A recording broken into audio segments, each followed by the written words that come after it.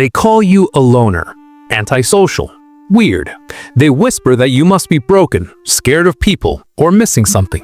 They think your solitude is a sign of weakness, a retreat, but they are wrong. Psychology says the opposite is true. That deep, instinctual pull towards silence is not a void you're running from. It's a power you're running toward. If you can be alone, truly alone, without feeling desperate for noise or distraction, you possess psychological traits that are genuinely rare. Most people can't handle the silence of their own mind. You can. And here are the 7 rarest traits you probably have because of it. Most of the world uses social interaction as a mirror. They need feedback, laughter, or conflict to figure out who they are and what they feel. You don't. Your mind is a private laboratory.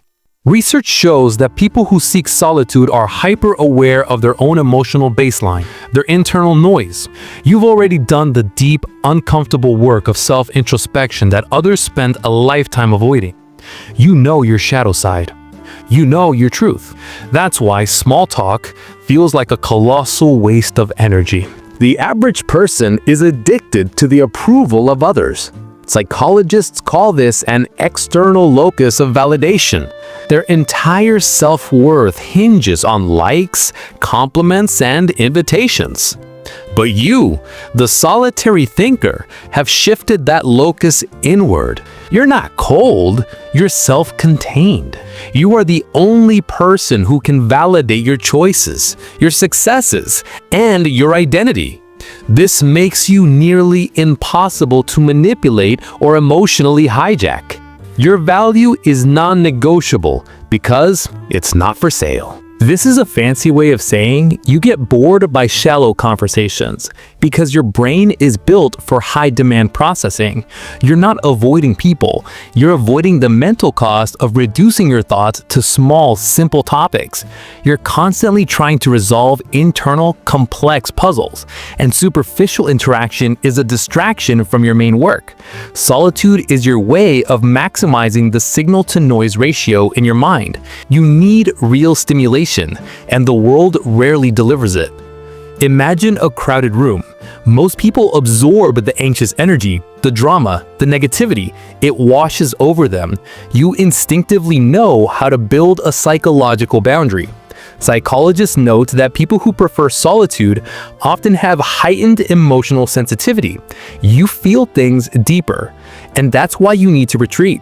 Your time alone is not you hiding from feelings. It's you processing them. It's you filtering, dissecting, and integrating complex emotions without the skewed input and melodrama of others. It's a mechanism for survival, ensuring you only absorb the truth, not the noise. The next trait is being able to rely on yourself. This is the trait that scares people the most. Why? Because you are not dependent on them for comfort, entertainment, or security.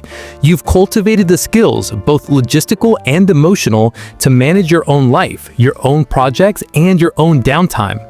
This isn't just about paying your own bills. It's about being your own CEO of emotion. It means you don't panic when plans fall apart, because your peace was never reliant on the plan working out. You are your own safety net. This is a clinical term, and it defines you.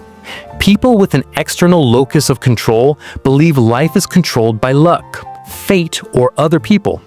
They follow the crowd because they're waiting for external permission. You don't wait. You believe that your outcomes are the direct result of your own actions, your own focus, and your own discipline. Solitude is the fuel for this.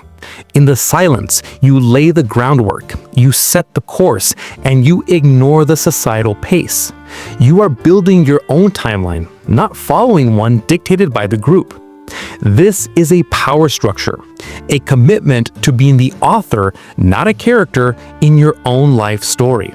And this brings us to the rarest, most misunderstood trait, the one that separates the solitary thinker from everyone else.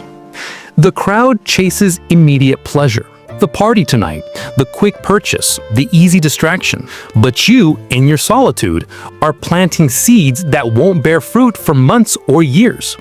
You are comfortable with the emptiness of the present moment because you are focused on the abundance of the future.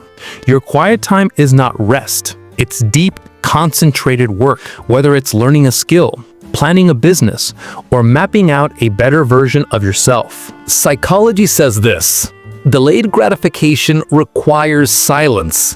It requires a psychological space free from the constant pull of the immediate social reward system. Your preference for being alone is proof that your eyes are fixed not on what is easy now, but on what will be magnificent later. So let's be clear. You are not a loner. You are highly self-aware. You are self-validated. You are cognitively deep. You are an emotional filter. You are radically self-reliant. You are controlled by your own internal clock. And you are a master of delayed gratification. This is the unspoken truth. Most people need constant company to escape their problems. You seek solitude to solve them. You are not fleeing weakness. You are harnessing your greatest strength. The world doesn't understand your silence because it can't handle its own. Keep your sacred space. Protect your peace, because that psychological distance is the only thing standing between you and the chaotic mediocrity of the masses. Your solitude is not a cage. It is your fortress of power. If this resonated with the solitary warrior inside you, tap the like button and subscribe.